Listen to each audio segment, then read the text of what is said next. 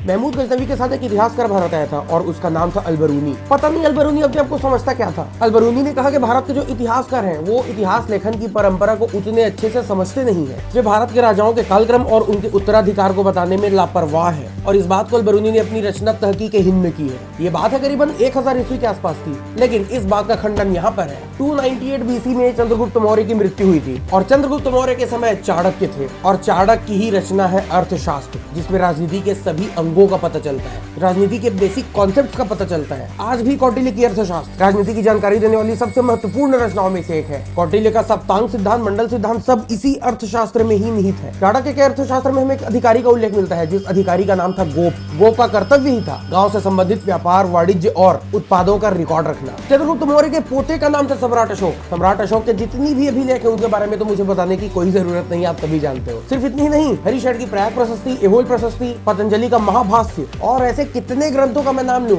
जो भारत की सांस्कृतिक विरासत का पुख्ता प्रमाण है। इसका मतलब अल-बरूनी ने सही नहीं कहा था। हमारी सीरीज से जुड़ने के लिए हमें सब्सक्राइब बिल्कुल कर लीजिएगा।